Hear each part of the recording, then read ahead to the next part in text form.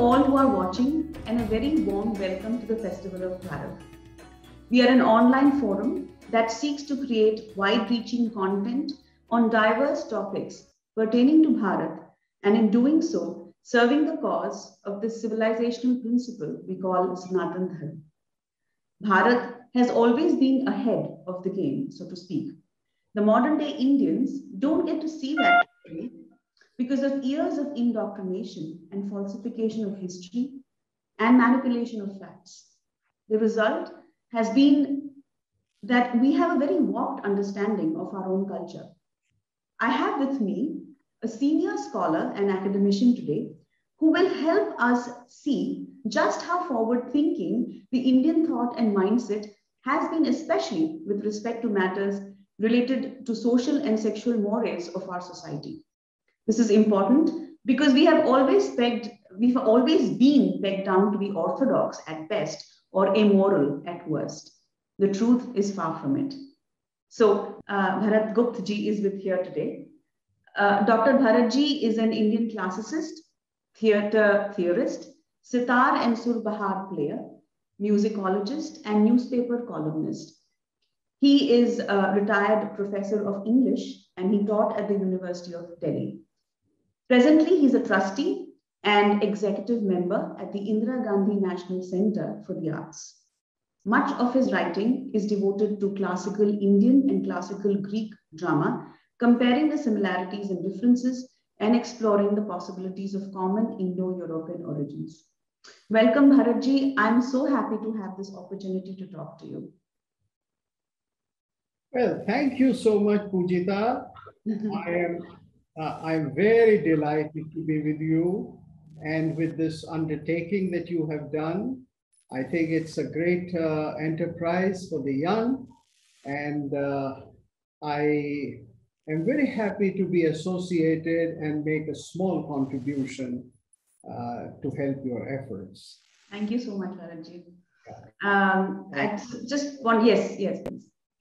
I am here to answer your questions, which I understand are about ancient India, the life that we used to have in ancient India. You have chosen a very important area for investigation because we, in public discourse, know very little about ancient India. We make very great efforts to think well about it, which we should, and proudly about it, which we should. But the details are not known to us, and they are not discussed in public discourse so often. So what you are doing is something which is going to help people a long way. Yes. I really, really hope so, Bharatji. And I'm sure it will, because these are very, very important, like you rightly pointed out. Important matters to be discussed, often not talked about openly, but important nevertheless, because they form the fabric of our society. So thank you so much. Bharatji, I just wanted to open by asking you about, these are difficult times, so I hope everyone is well at home. And how is Delhi taking has everything settled down, the vaccination drive, has that gone well? Well, by the grace and kripa of Bhagavan Shiva, I and my wife, we have kept healthy under this great threat so far. And I have been working hard and trying to do my bit, so all is well. Yes, I know your videos are quite popular online, and you've been pretty active. I can see that. And I'm glad that everything is well. So good.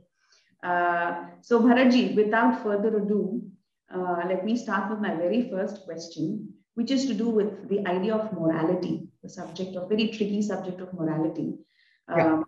So what is because this is something that everybody wants to know. Right. Is the Dharmic approach to the idea of morality? What is immoral, what is moral, what is illicit? So is there a standard view to this? Look, broadly speaking, morality means a sense of good and a sense of bad. What a person or a society or a group of people should do and what they should not do. This is the broad definition of it. What is karma and what is akarma, what is dharma, what is adharma. But then, for every civilization, the idea of good is different. The idea of bad, therefore, is also different. Because every civilization looks about the question of what is to be done and what is not to be done in terms of how that civilization defines the universe. What is the universe? Is the universe made for man only? Or is it made for man and animals and birds and all other sentient beings, and are even inanimate objects of nature, the elements, are they also part of the universe? Are they equally important or are they less important? Now, these are all very vital and fundamental notions that make up the view of the universe that a civilization or a culture has. And hence, morality is defined within the scope of all this. So, you know, the Greeks used to call it, for them, morality was ethiki. What is it called?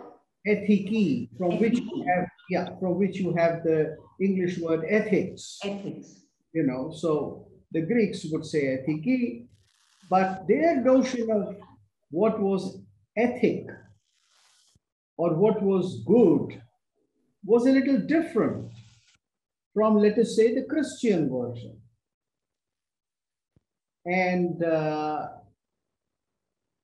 similarly, the Chinese version was a little different. Confucius thought of it a little differently. So you have to see in terms of that. Now, today in the world, as most of the cultures like Greece and Egypt or ancient China, they have kind of receded into history. What dominates is the Abrahamic concept of what is ethical or what is right or what is wrong. Now, in these concepts, in these worldviews, primarily the Judaic, Christian, and the Islamic worldview, what is to be done is following a command. See, this is most important. Follow a command which was given to us by our prophet. So there were so many prophets in the Judaic tradition, beginning with Abraham and Elijah and Isaiah and all that. And then comes Christ, who doesn't call himself a prophet, but the Son of God. And he says, do this and don't do this. And then his successors, the Christian church, they define what is to be done and what is not to be done. So this was the view till Christianity dominated the world.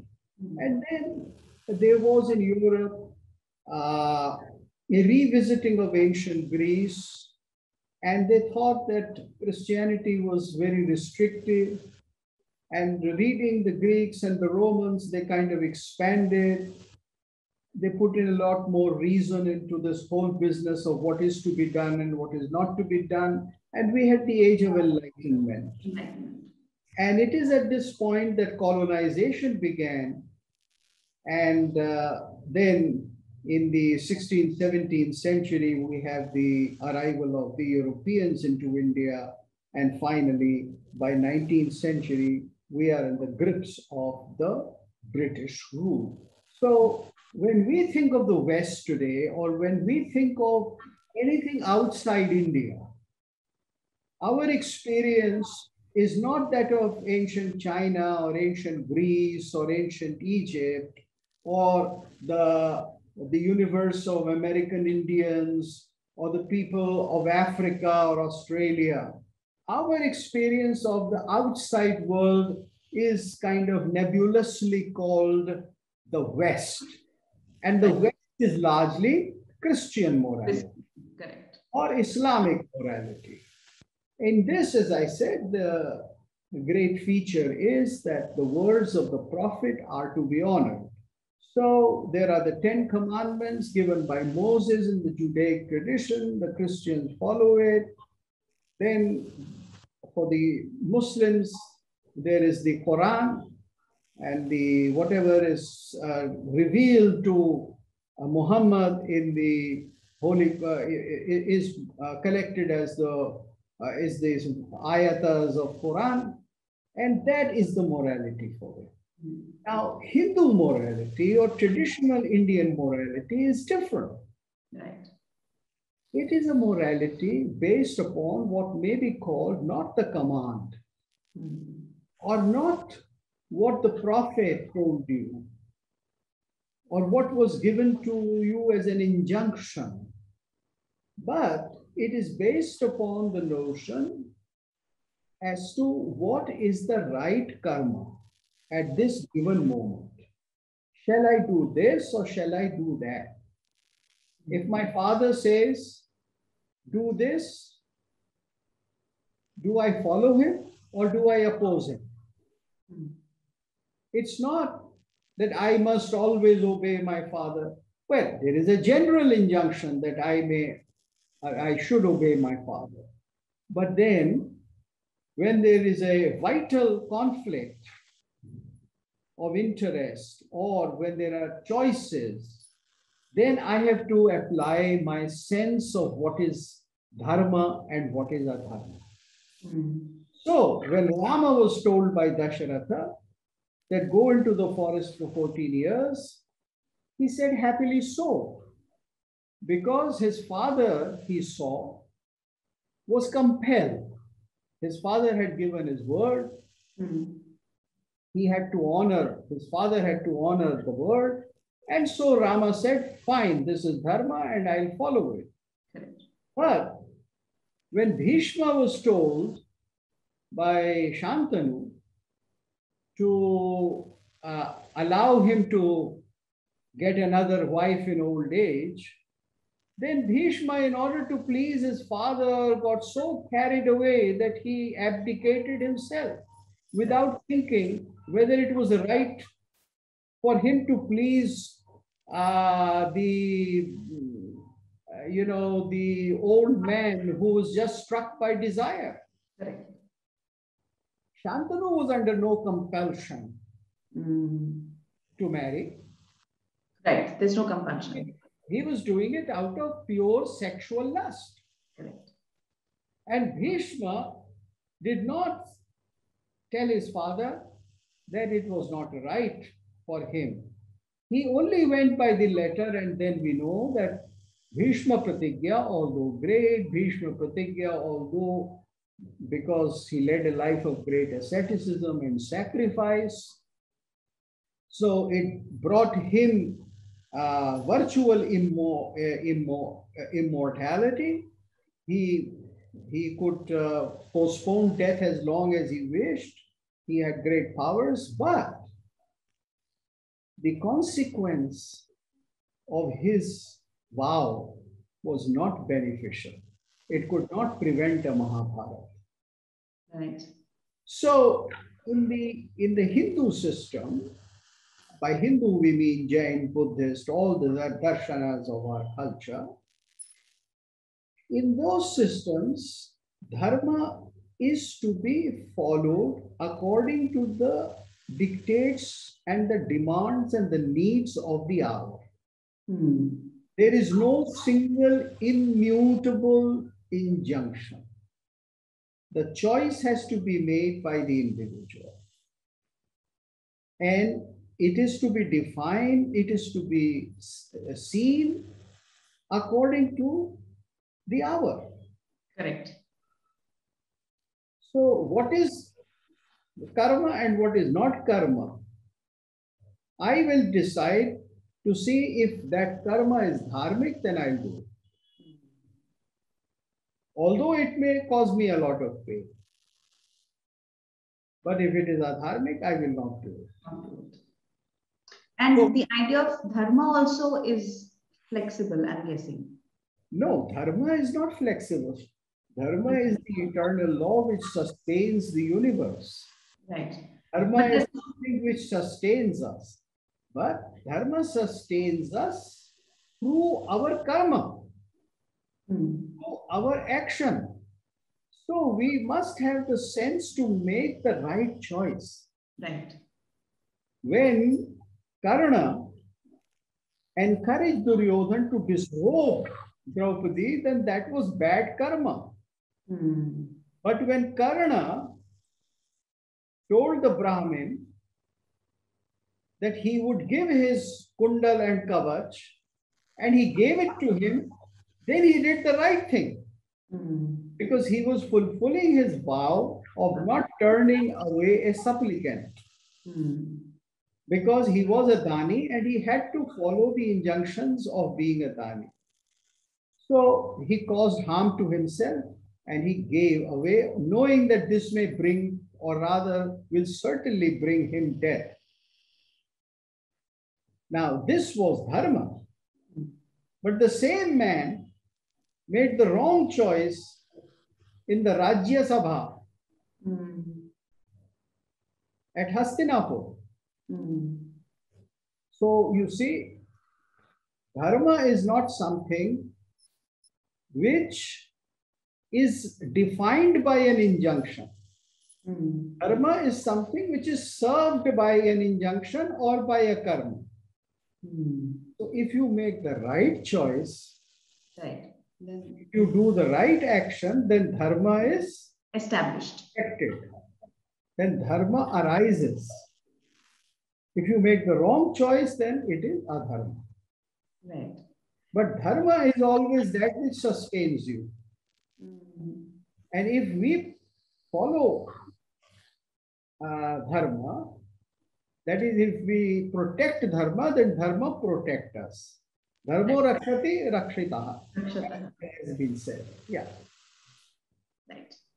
Right. So the Indian sense of morality is something which rests upon your timely choice. The West has a problem about this. Very often people think, deep scholars in the West think that Indians are very lax and they are very,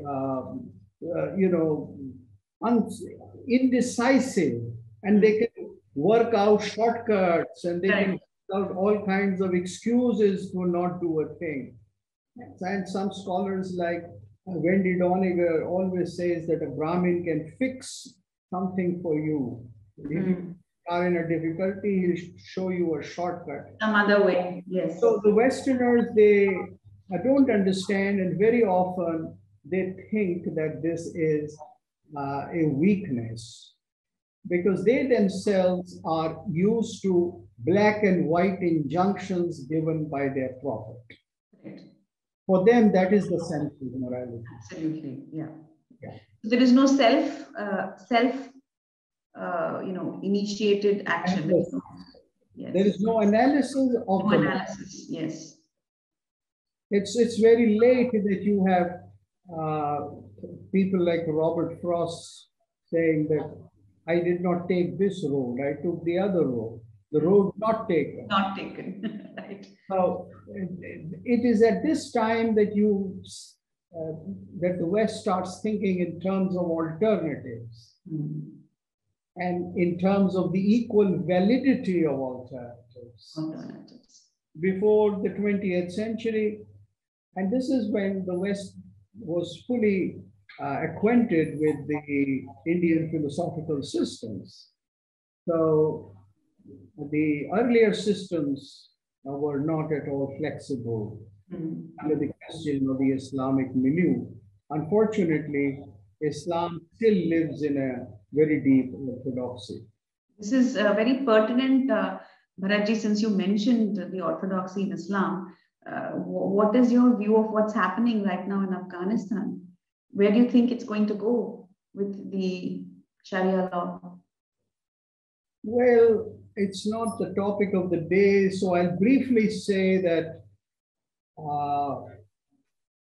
I am afraid that the coming few years would witness some very big tragedy.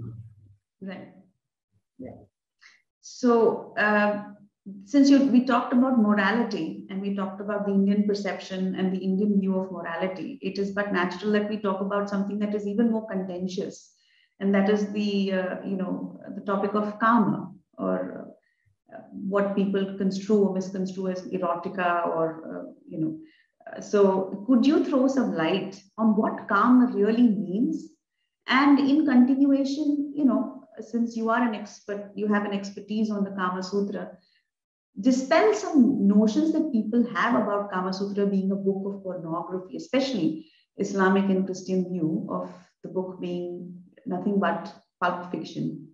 Yes, they think of Kama Sutra as gymnastics for sexual, gymnastics for sexual intercourse. Now, that of course is a very limited view of looking at just one chapter of the Kama Shastra, just a very, very physical thing, and extremely small portion. It's only one chapter. Only one chapter and small portion.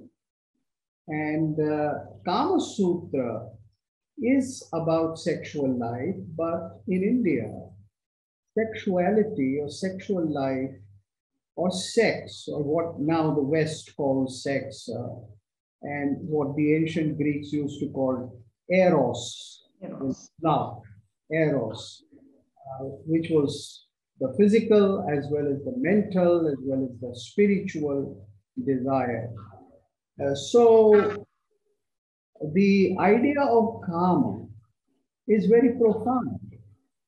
You see, the Nasadiya Sukta, which describes about how creation came into being, or how the world or the cosmos was created, it says that there was a will, a wish, a karma, a desire, which led to the formation of this universe. So the fundamental force of creation, not just of procreation, but creation of every kind, is karma.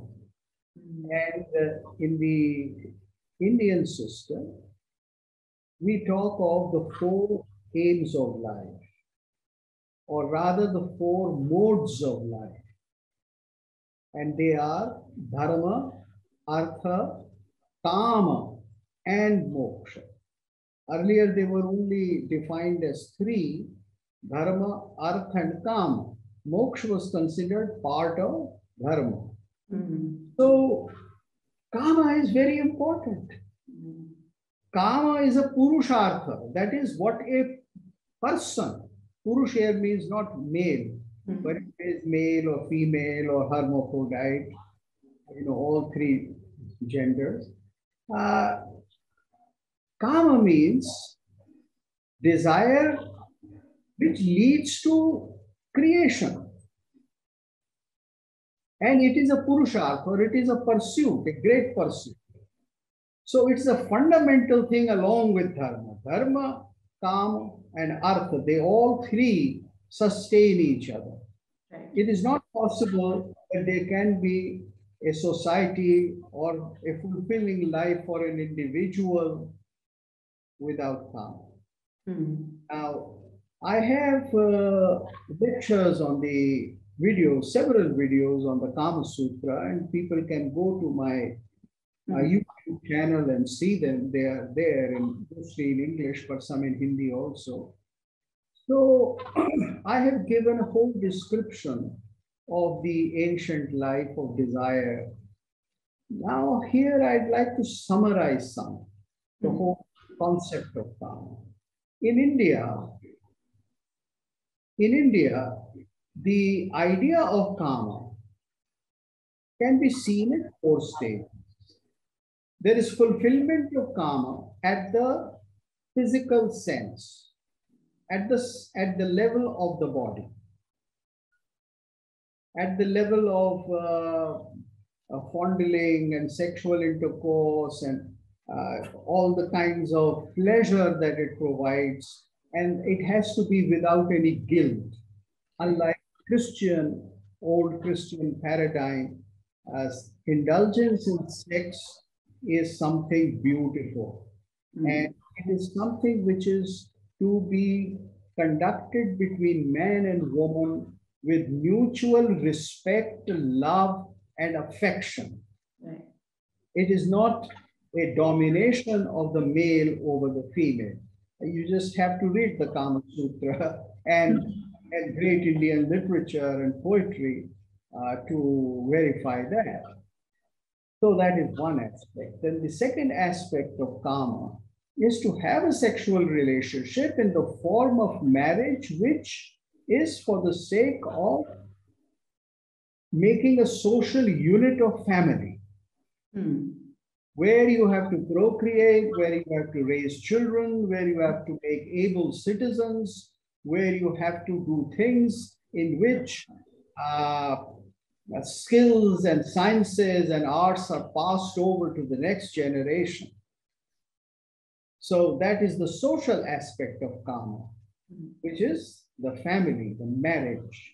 The purpose of marriage is not individual satisfaction or meeting of two minds or two bodies, as has been the romantic ideal since Romanticism came into being in the 17th century in Europe, you know, Shelley and all this. Yes. So that is the second. Now the third is Kama or desire or sexuality as associated with arts. Shringar. Shringar. So it is associated with poetry, with dance, with music, with all kinds of natya and art, and also with sexual relationship outside marriage with a courtesan or with a lover within certain defined social norms which were observed in ancient India, but about which we have no idea today and which are not part of our morality. So this was the third level of association of Kama or sexual desire or eros with aesthetics, with rasa, with beauty. And then there is the fourth level, which is that Kama is the strongest of desires in the form of rati or desire or longing. And this longing then goes beyond the longing for a sexual partner or a human partner, and it seeks the divine as a partner. So that is the fourth level where it becomes bhakti, where it becomes worship of the divine, surrender to the divine. So these are the four levels. The physical level, which is the subject partly the subject of Kama Sutra, because Kama Sutra is not just about man, woman's physical satisfaction. It's also about arts. It's also about social norms. It's also about marriage, family, rules of family, kinds of marriage, and mutual respect, and many things which make life artistic. Right. It is about almost everything bringing you right to the door of pursuit of the highest goal in life, which is looking to the divine through Kama, where Kama becomes a door to the divine. Because so there is a door to the divine. There is a chapter on bhakti also in Kama Sutra, Bharatji? No, there is no chapter on bhakti or any chapter which talks about the pursuit of the spiritual in Kama Shastra. Kama Shastra stops at the first three levels. The physical, which is the chapter, the Samprayogic, and then the social, which talks about marriage, which talks about how to choose a bride, what are the kinds of marriages, how to have what is now called love marriage, but which was called Gandharva Vivaha, and how Gandharva Vivaha is a legal, justifiable, desirable form of marriage, and how it can be done sometimes even without the consent of the parents, and how it is legal. Kama Sutra is talking about all that. It is talking about patronage to arts, patronage to poetry, dance, music, to musicians. So association of sexuality, man-woman relationship with the arts, and sexual relationships beyond marriage. That is relationship with the courtesan, because there was the whole institute of the courtesan in which men could go and have a sexual relationship with the courtesan, who was not there to provide only physical satisfaction, but aesthetic satisfaction. That was actually my third question, Bharat. Yes. What was the role according to the Kama Sutra and according to the other, there must have been many other texts and literature that do celebrate courtesans and devadasis. So what is the role of the courtesan? Yeah, you see, those things are very clearly defined because they were part of the social system. Now today, most of our intellectuals who are interested in ancient India don't like to freely talk about it, especially the elderly ones. Right. Unfortunately, our dharma gurus or our swamis and sannyasis, they almost discourage people from even reading the Kama Sutra or various other shastras or texts. There are dozens of them about the sexual life beyond marriage in ancient India. Now, in ancient India, the institute of the courtesan, that is a woman who would provide you sexual pleasure living in her own place. She had her own house, her establishment, which was a social institution, which was recognized and protected by the state, because she paid taxes to the king for protection and for medical assistance to keep healthy.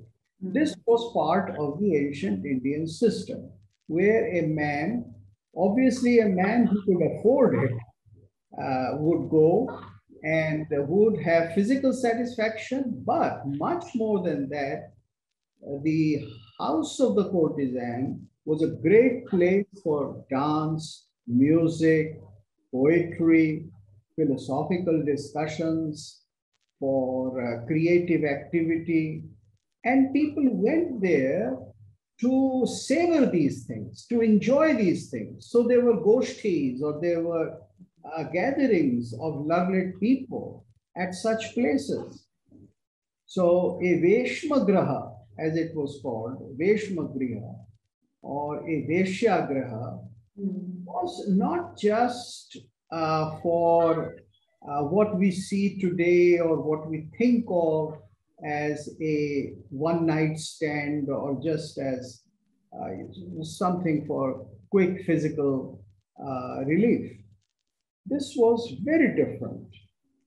And it was not only in India, it was so in China, Japan, Greece, many other cultures. And in the ancient world, it was there. It was frowned upon by the Judaic people, by the Jews, who, as I said, had a very distorted approach towards sex, who thought of sex as something sinful, as is quite clear in the very first chapter of the Holy Bible, the Genesis, that when Adam and Eve disobeyed God and tasted the apple, then it is the result of the apple that they got sexually aroused and they indulged in sex. So sexuality is immoral. The very act of sexuality is not part of the scheme of God, but it is a transgression. It is an act of disobedience. Right. Disobediences. So it's not something good. So the Judaics had this attitude. The Christians who were actually Judaics, because Christ was a Jew, he was born as a Jew, and he elaborated upon the system. The Christians then promoted monogamy. The Christians promoted all these sexual restrictions, and that's how the world was introduced to monogamy. But of course, Islam did not take that view. For Islam, sexual indulgence is a great boon. Yeah, that's another worldview. Yeah, so their worldview is that it is something which is to be indulged in. And of course, in the Islamic worldview and practice, the woman's consent, pleasure, or will has no rule. But in the Islamic world, sexuality is something which is to be fully enjoyed, not only on this earth, but in heaven also. So that's the third view or approach. But the Hindu approach, as I have said, is a calibrated approach and a far more sophisticated and a far more rewarding approach, because it has room for different stages of development of a single person. Correct. So in the Hindu society, till about 7th, 8th century, or till about, let us say, the arrival of Islam, the courtesan houses were protected, and they were looked after by the state. After the arrival of Islam, the courtesan houses continued in India, but they did not have, in the same manner, that kind of legal status. But they did continue. And it's with the British and the Victorian morality that although they continued, they became subterranean. They were pushed into the, so to speak, underworld. Yeah. And unfortunately, independent India has not been able to come out of that schizophrenia. And it has not been able to understand the values by which the Hindus lived before the 10th century AD. Right. So, Bharatji, you had mentioned, I mean, continuing a little bit on this, on a similar theme, while you're talking about morality, karma, etc. You spoke about extramarital and liaisons and premarital or love marriages and things like that.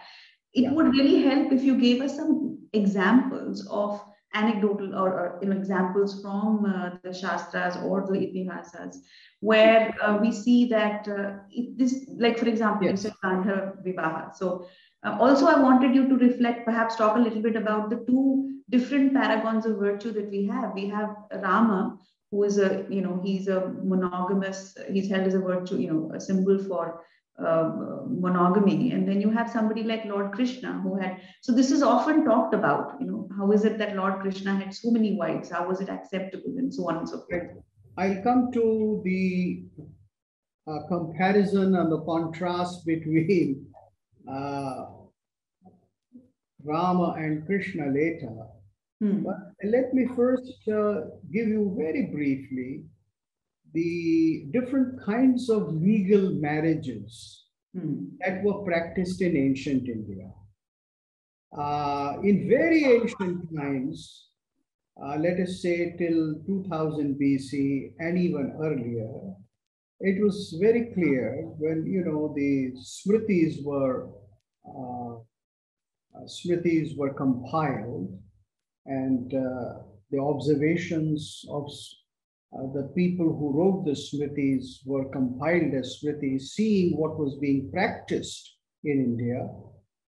what they saw as being practiced was virtually 8 kinds of marriages. You see, today the Hindu marriage, not just as defined by the Hindu Marriage Act of 1956 or whatever, I forget, but as the concept of marriage in the common Hindu mind is just a one kind of marriage, which was called the Brahma Vivah. But it was not the only way. There were 8 kinds of vivahs. There was this Brahma Vivah, in which 2 families decide to let a young man and woman enter the vows of marriage. And there is the ritual of Kanyadan, which means that the daughter is formally gifted or given. Dan is not as shedding an old shirt. Dan is giving something very precious and deep. You know, many reformists, particularly reformists in the BJP today, they have a very poor notion of Dan. And I think Kanyadan is something to be dispensed with. Now, this is very wrong notion. So there was Kanyadan. Then the second kind of marriage was what was called Deva Vivaha, or in which when you performed a great sacrifice or a yajna, then you could give your daughter in marriage with Kanyadan formally and mantras and everything to the head priest or the Ritvik who did the marriage. Ritvik, right. There was the third kind of marriage in which a disciple would come and request his guru and say that I ask the hand of your daughter, and he would bring a gift of a pair of cows, and in a very simple ceremony, he would be given the daughter. So this was the third. Then there was a fourth in which the teacher or the learned Brahmin or anybody else would normally say that, okay, take my daughter and marry because I have given you education, I have taught you. So you look after her, make her your wife and raise progeny and follow the teachings that I have given you all these years. Then there was what was called the Asur Viva. So this fourth was called the Prajapatya. Prajapatya, okay. Yeah. And the fifth was Asur, in which you gave a certain amount of money to the girl's father, bride price. But again, there was Kanyadan. Now, then there was Gandharva Vivaha, in which a boy and a girl, they simply said that we love each other and we accept each other as wife and husband. And here we are. We go to bed now and we are husband and wife. There is no need of a witness. There is no Kanyadan, nothing. Now, that was also a legal marriage. Kama Sutra defines that sometimes you could go to a temple and do it. Sometimes you could do it entirely alone. Sometimes you could do it without the knowledge of parents, later on reveal it to them. So this was what we call love marriage today. But it was a legal system. Yeah. Yes, it was a legal system. If the girl said that, yes, he vowed it to me, then her word was accepted by the court of law. And you have examples of this in Shakuntala. Yes. In the story of Shakuntala. Then there was what was called the Rakshasa Vivaha, in which the woman was abducted. Sometimes she was abducted with her will. Like Sanyukta was abducted by Prithviraj. Krishna abducted Subhadra.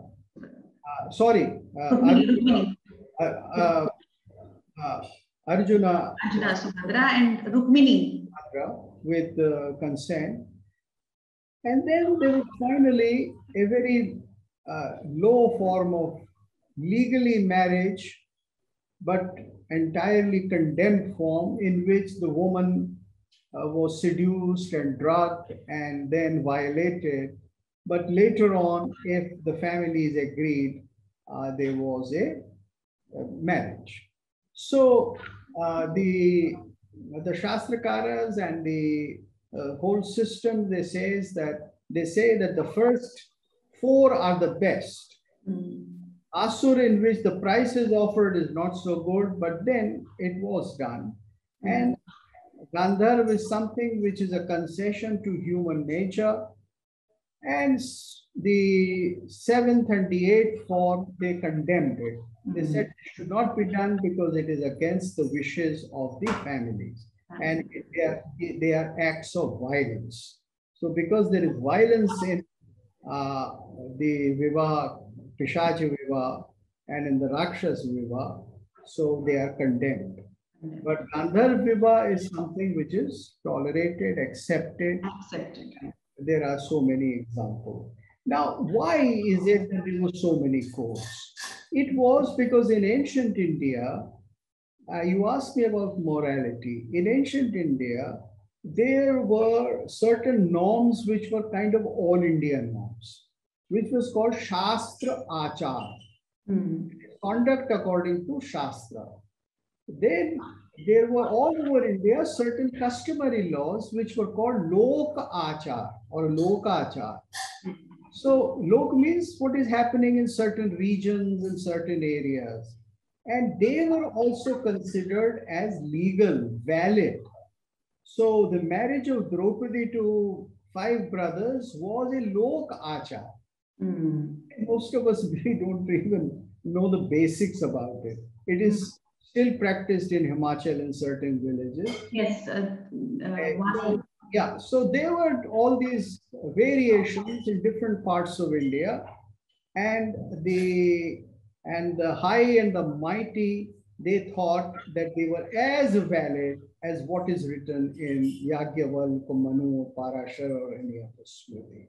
So the idea of marriage was flexible in this sense, not that you could do anything, but that you were given many more options. And these things have prevailed. For instance, the Guru giving away his daughter in marriage to a disciple was very recent, like Pandit Ravi Shankar marrying the daughter of his Guru Alauddin Khan. So that was, it was according to a Hindu tradition. So it's a Prajapatya Vivah, if you want to call it that way. Now, they had certain social functions between certain sections of society. For instance, the kings would be giving daughters to certain priestly classes of Brahmins, and these daughters would be going into Gurukuls then. And hence, there would be a close, permanent relationship between the royal home and the universities or these education centers. So this was according to the older system, in which the kings would consider that their daughter marrying is a virtue. I don't know how glamorous it is for a member of parliament today to give his daughter to a professor or a lecturer. I don't think he'll think very highly of it. He'll be very happy about it. So on this count, India has declined. So this brings me to another related question, Bharatji, is, what about intercaste? Like with this whole idea about, in India today, there is such a rigidity with respect to marriages, especially between intercaste marriages, have, raised a lot of flack in the society, even today. So what was the system like? I mean, like you just gave us an example of how Kshatriyas, the daughters were given in, their hands were given in marriage to the sons of, rishis and so on and so forth. So clearly there was an instance, or there was a prevalence of intercaste marriages in those days. So can you probably talk a little bit more about that? Because I think it's very relevant given how things have shaped up in our society today. Look, there were rules. in what is now, what you now call intercaste marriage, or marriage between Varnas. And the rule was simple, that a woman of the lower Varna could be married by a man, but a woman of the higher Varna, higher to his Varna, could not be married.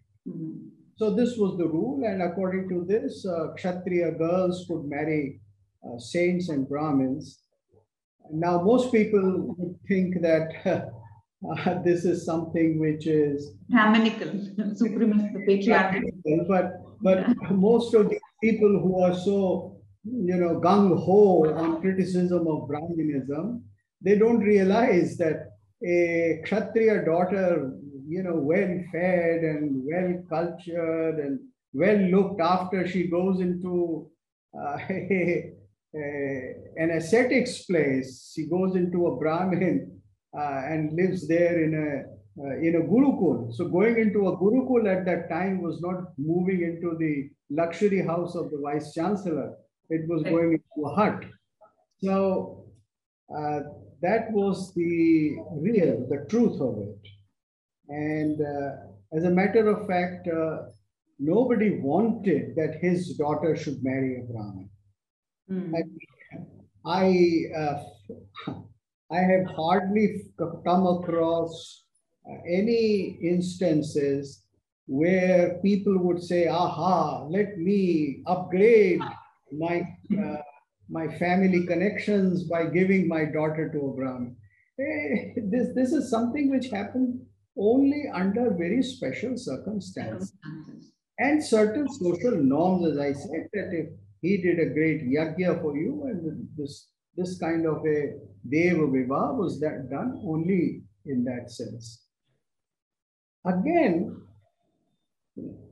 a man of the higher Varna could marry a woman of the lower Varna.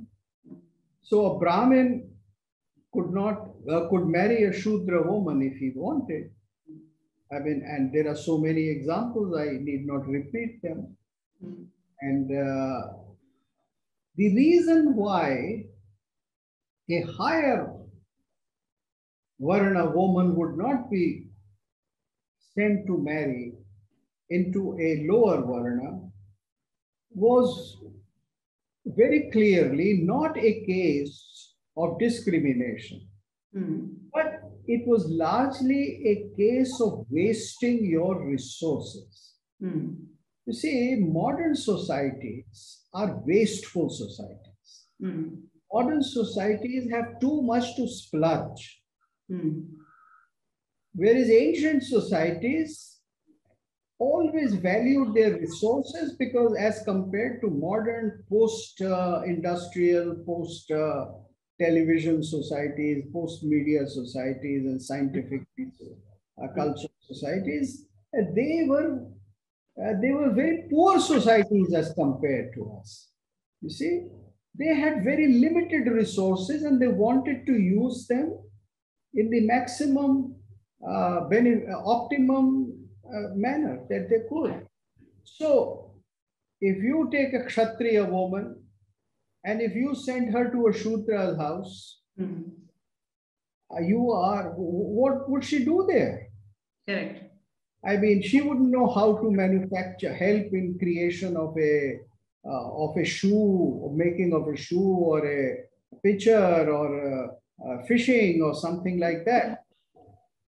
So that was the primary reason. You see, we should not judge ancient societies by modern standards of freedom and modern standards of preparation of the sexes. Right. See, if people of different varnas go to a school which is common, then to a college which is common, then it's an entirely different situation now. Right. The exposure is different, because here people, boy and girl, they have grown up together in the same kind of atmosphere. They know each other. So a Brahmin girl can go and marry a STSC. Yes. And if the STSC is an IAS officer, then everybody would be happy. They'll forget that she's a Brahmin, they'll just remember that he is an IAS He's an officer. IAS officer. Yeah. So we have to see the realities. True. But this is how the Varna system operated. Everybody was not famished, poor among the Shudras. You see, we have this whole notion that the Shudras were all Chandalas, that they were all untouchables, that they all lived outside the precincts of the town, that they were all constantly spat upon. Stigmatized. Yeah, this is just nothing but a complete atrocity literature, which has been generated post Christian efforts at proselytization in India, and it is still being generated in a very sophisticated manner by departments of Indology in the where they have this kind of bias. The ancient societies, the Shudras were very prosperous. Bulk of them were prosperous because they manufactured things, they supplied things, they sold things. Of course, there was a hierarchy. Of course, there was a sense of high and low. But modern societies are worse in that. Modern societies talk more of equality and practice more of inequality. Very true. Yeah. So again, tagging on to what you just spoke of, another very contentious topic is that of homosexuality. And again, a taboo subject, something that is especially taboo in, you wouldn't think it that way, but especially in Christian Western societies where homosexuality is still a problem, so much so that there are places or states or regions, especially in a country like America, for example, where it is illegal. So what was the Indian view? What was the Bharatiya view? And could you speak about that a little bit? Let me tell you that the Indian Shastras, the Indian texts, sociological texts, if you want to call them, they recognize that nature created man, the male, created female, and it created the third gender. And there is a proper technical word for it, Tritiya Prakritihi. Wow. It is Kama Sutra which defines it. And it says that Tritiya Prakritihi, the third gender, is of two kinds. Stri Rupini, Purush Rupinishcha. Vidha Tritiya Prakritihi. People of third gender are of two kinds. Some who have more of a male tendency and some who have more of a female tendency. So a woman may be behaving like a male and a male may be behaving like a woman. And that is the third gender. They thought this was God created. It was not a perversion. It was not a consequence of any kukarma, bad karma done in the past age, past birth. Okay. Yeah, it's not very clear, although there are myths about how it happened, but that was more in terms of accident, more in terms of tragedy, rather than some kind of immorality. Right. If you go into that, this is what was accepted. But it is also true that certain professions were reserved for them, which were not very highly elevated professions. But they had all kinds of professions reserved for them. For most of them, they were professions related to the house of the courtesan, and they were sort of pushed into, or they, by their very sociological arrangement, they were largely sex workers. Okay. People of the third gender would be sex workers. They would be entertainers. there would be dancers and actors and actresses and that kind. They would go into the performing arts, and they would also work at the courtesan houses. And of course, some would stay at home and continue to live in their families, and they would behave as if they did not have this problem, but it was not a hidden problem. It was an acknowledged problem. And there were all kinds of studies about them, and different texts. They define the kind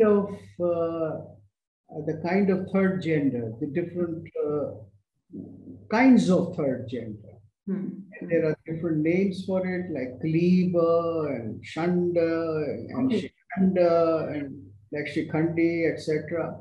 And they would define as to why this has happened. Why is somebody impotent, or is somebody not impotent?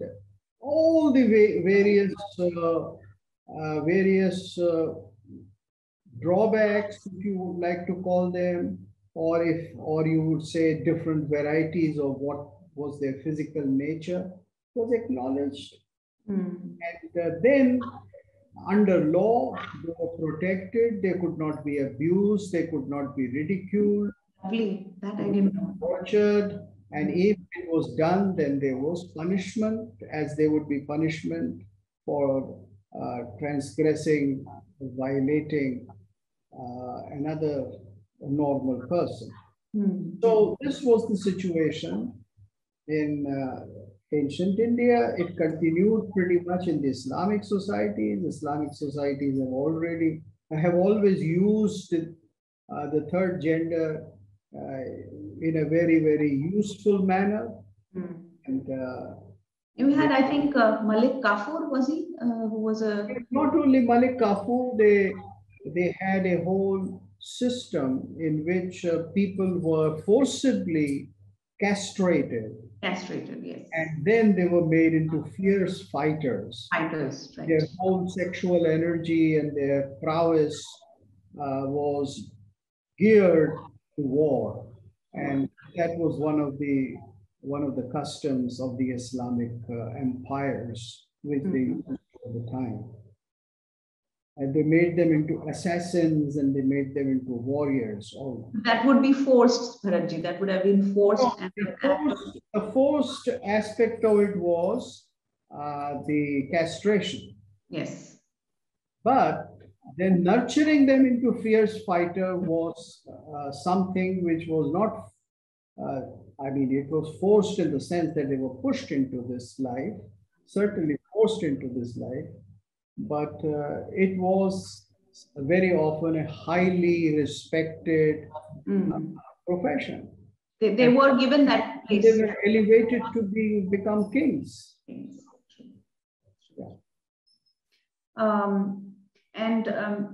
This brings me to another area of a controversial area again.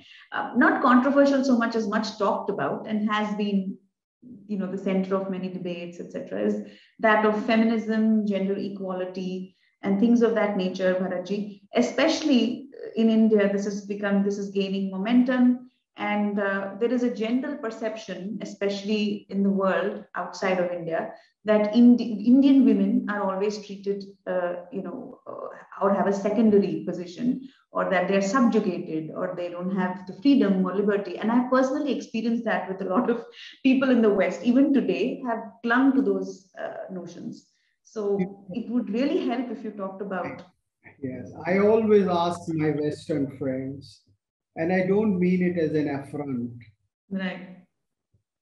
Why is it that with all these notions of equality, gender equality, there is a virtual disappearance of family in Europe and America? And no matter what you say, disappearance or weakening of the family has very severely damaged European and American society. It is creating immense psychological problems, and nobody can deny that. So there is something fundamentally wrong with this whole discourse of gender separation. You see, we very often think it in terms of equality. Now, first of all, the notion of equality, as it came to be propagated from the time of Rousseau, you know, equality, fraternity,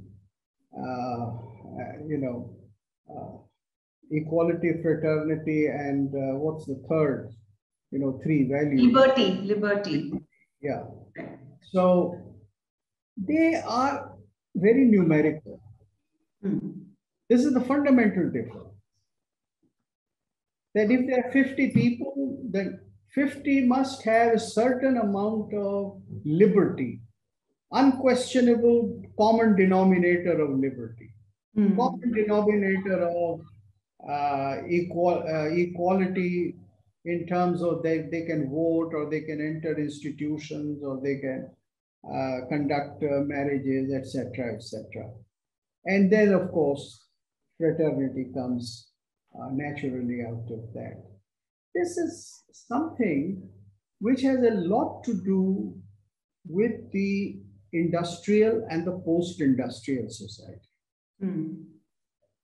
It has a lot to do with the developments in modern science in which women were not required to be so busy with certain roles and activities as they were earlier. The very first was reproduction. Around 20th century, the birth rate was high and the death rate was low. Modern medicine, of course, made a big difference, and hats off to modern medicine. And so women did not have to produce 10 children, out of which 5 died. Very often 3 women out of 10 would die in childbirth.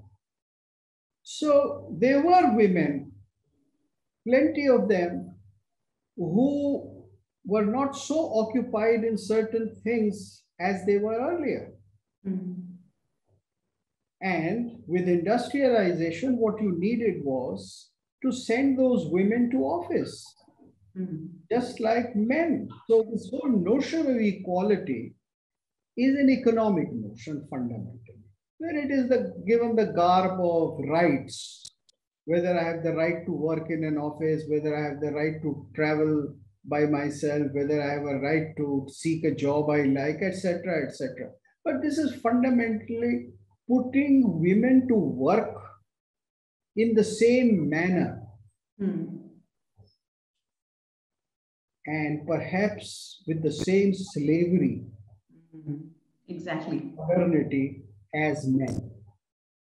So you see, you want women to take up the roles of men or take up the same roles.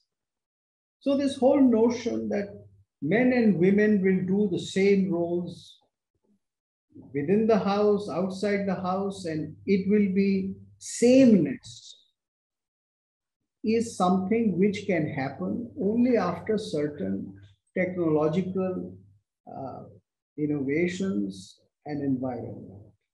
Right. Now, to blame the ancient societies for not doing this, right, is not just so unkind yes, towards the ancient societies, whether of anywhere, but it is ignorance. It's ignorance, true. So a woman had to produce 10 children. And this was true everywhere. It wasn't. Yes, I mean, not just in India. That's what I'm saying. It was the human condition. Condition, yes. Now, if you look at that, I mean, I have given you this as a prolegomena to what I'm going to say. In ancient Indian society, equality of women has to be seen in a different manner, not in modern terms. It is not to be seen in terms of uniformity or sameness. Right. Women were able to do the same jobs as men, and were they able to dress the same way? Were they able to choose their sexual partner the same way? So if you put aside the sameness for a while, and if you look at what women were doing, not were allowed to do, but what women were doing, then you'll see that they did not have a raw deal. It's a modern notion that the old ancient Greek woman was just restricted to weaving, and she had to sit at home and weave the rugs and all that, and just go from kitchen to the weaving room, from weaving room to the kitchen. Now, this is all a modern prejudice and a distortion of the ancient Greek life, or similarly the Hindu life. For the life, social life of women, you have to read the Kama Sutra. As I told you a few minutes back, that the sexual encounter, it was suggested, prescribed, or admonished, or propagated through literature. The sexual encounter had to be with mutual affection, with equality. This is what the whole Kama Sutra is about. Right, right. It's not a glorification of ancient India. There is textual evidence. References, right. Then women, the Kama Sutra says, will be educated at the house of the father, after marriage at the house of the husband. It is explicit there. Of course, women were married early. There is no point in making apologies as to why they were married at the age of 14. Okay, as soon as they reached puberty, soon after they were married, because they had to reproduce 10 children. Correct. And if they were to be married at the age of 30 today, as they are, then they'll have only 2 children with medical help. True. So the ancient societies, they looked at it this way. So as I was telling you, the freedom of women consisted in fulfilling themselves as educated women. And the Kama Sutra makes it very clear. Very clear, right. Now, the Kama Sutra also gives you a detailed account of what they were to be taught. And they were to be taught by private tuition and by certain other means. And it is not vague that, yes, they were taught. No, they were taught 64 arts.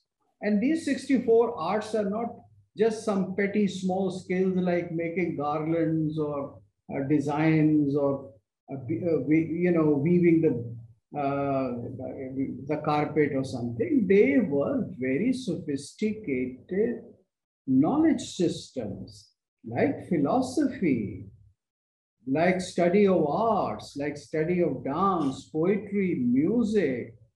So they were what you would call today, by all means, what you would call as higher education. Bharatji, was this only for the courtesans, though? This is something I wanted to... This is not for the courtesan. Okay. This is for the average woman. Oh. Now, obviously, in any society, a woman of no means or a woman of poor status will not go for any education. She would be compelled to just, scrounge for a living. So we are talking here of, let us say, the middle class and upwards. India was always a middle class society. Mm. It was not like ancient Egypt or Greece or China, where you had only the rulers and the ruled. Mm. It was not like Europe, where you had the royalty and the serfs. The bulk of the people in India were middle class. Right. They were Vaishyas and Shudras, prosperous. Mm. And even the Shudra women would learn their arts related to their profession, related to their jati at home. Mm. And women of Vaishya, women of Kshatriyas and Brahmins would go for all these higher systems of education and arts. The Kama Sutra narrates the 64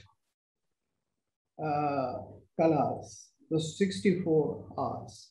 And they were practiced because you have evidence of it. After all, how did Indian society become such a productive society in the field of arts? Can you tell me a country which produced as much art as India did? I sometimes offend my Western friends, and more so some of those Indians who live in the West or teach in the West, by saying that India produced more art than any other culture. But this is a simple fact. This is a fact. You see, our whole system emphasized on patronizing the art. Everybody was asked to patronize art, not just the kings, but the common man was asked to patronize the art. It was part of his grihastha karma, grihastha dharma. As a householder, he was supposed to finance the education, where the brahmacharis or the students could go and learn for free. Right. He was supposed to provide for those who had retired to the forest after giving up the grihasthashram duties. So it was a society in which dan and dan for arts, all kinds of arts and artists and sustaining artists, was a major sociological system. Very true. And this is where in modern India, under the Nehruvian system, which followed the Soviet model of academies, this is where the great mistake was made, that we have a system where we provide patronage to arts through bureaucratic orders and bureaucratic identification. Yes. Whereas in ancient India, we simply provided direct help to the artist, to the artisan, to the creator of the arts. One of the greatest institute which patronized art and provided a place for arts and artists, dancers, poets, musicians, grammarians, scientists, scholars, was the Hindu temple. Exactly. And also the courtesan houses. The courtesan houses house in a limited manner, but the temple in a vast manner. And the temple economy in India was a vast economy. That's why the temples were prosperous also. So they were prosperous just as certain corporate houses are. But the corporate houses today are based upon greed, upon collecting money and power and going in for cutthroat competition. Whereas the temples were for the benefit of all sections of society. From the very poor people who would provide garlands and cleaning and things like that at the temple, to the scholars, to the pandits, to the archakas, to the shilpis, to the architects. So everybody had a very solid function to perform. And the Hindu temple was able to provide them patronage. And all this patronage was artistic. Even our puja, our archana was artistic. True. It was not very or it was not, austere. It was something beautiful. So gods were praised. Aarti was done 3 times with dance, with music. In great temples, there were dancers who would do the Aarti along with the Archakas and along.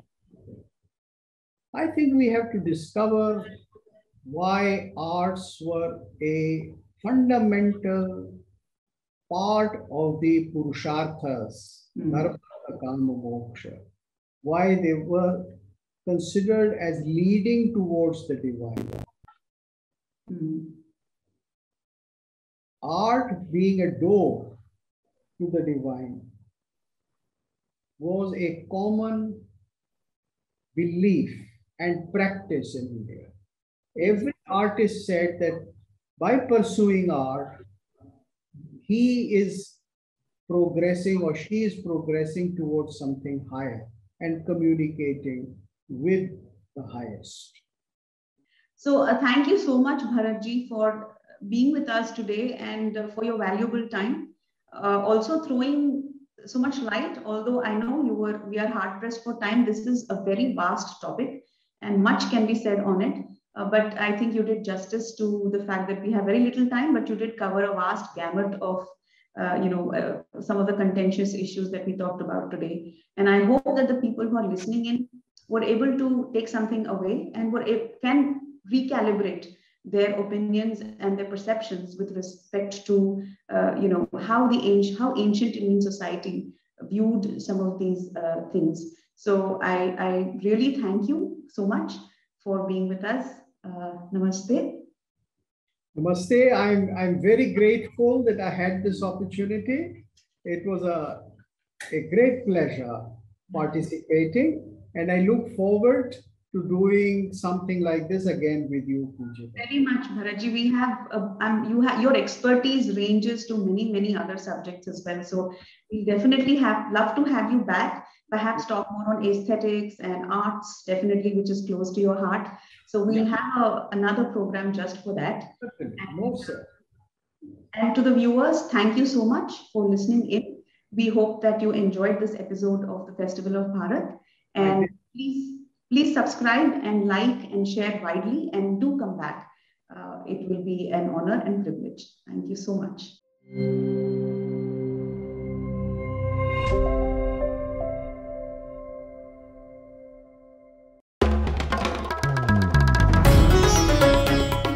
Namaste. We hope you enjoyed this Citti Media content. Please remember to subscribe to us and switch on the notifications for this channel. For our other social media links, more content, and to support our work, please visit citti.net. Dhanyavad. Namaskar.